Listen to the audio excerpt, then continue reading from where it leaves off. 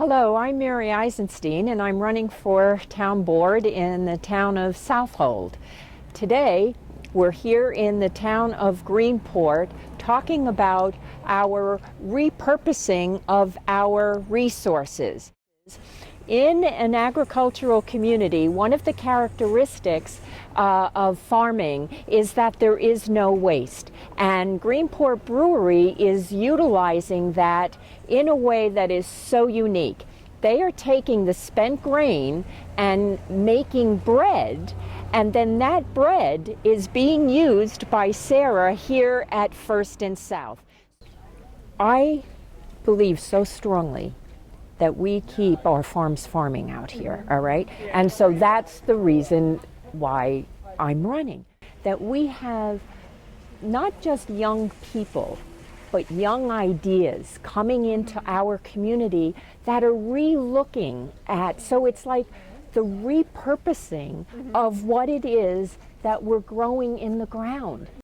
And to have Leanne here coming up with that idea for the bread, and then, like you're saying, that it's going to other places, like feeding livestock in the area. There's also a farm in Riverhead, and there's buffalo, and they use our spent grain to feed the buffalo. And there is why it's so exciting. Yeah. That whole cycle, we complete the cycle, as opposed to so many other places where there's not that thinking. That's what makes the North Fork so unique, is that we know where our food is coming from. And here's Sarah, who owns First and South, who is so excited. Look, you talk about young entrepreneurs and thinking outside the box, and then she's got your bread, you know, in her restaurant. Away. Absolutely.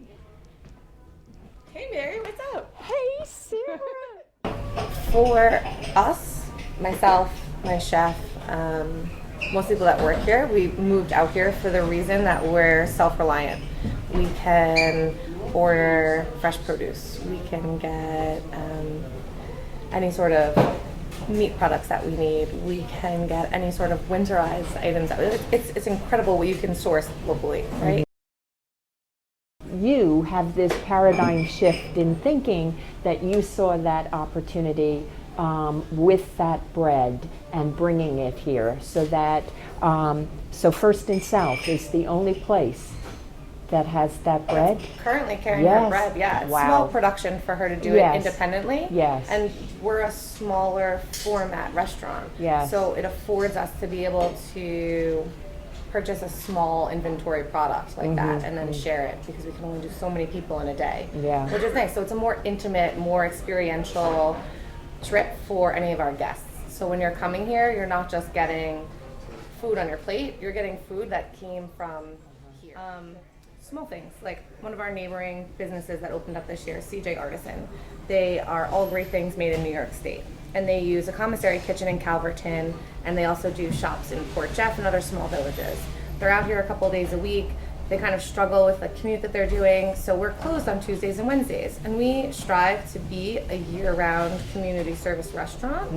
I would love to be open those days. It's just not a year-round commerce to that extent yet. So Wednesday nights we're going to do a bake club for the next 2 months instead of a book club. But it's a way for us to reuse this space for another purpose, for one of our neighbors that doesn't have the ability, they don't have a full kitchen. And it just allows us to do something for them that also gives back to us, and then to the person that's the consumer as well. So one of our farmers, certified organic farmers, they don't have a farm stand and they don't have an outlet for their beautiful vegetables. And I understand that you've used their vegetables, Margine certified farmers, here in your restaurant. Yeah. So that's congruent then with what this innovative approach that you have is utilizing. People don't have a storefront, or people that don't have the ability to run a farm and have a storefront, because you need the manpower to do that. Opportunities that may not have existed for some of the farmers, some of the artisans, some of the entrepreneurs that are coming out here because they see the value of what the North Fork has to offer. Oh yeah, absolutely. There's so many people moving out here because they see the opportunity for growth, and they see the opportunity to, again, that self.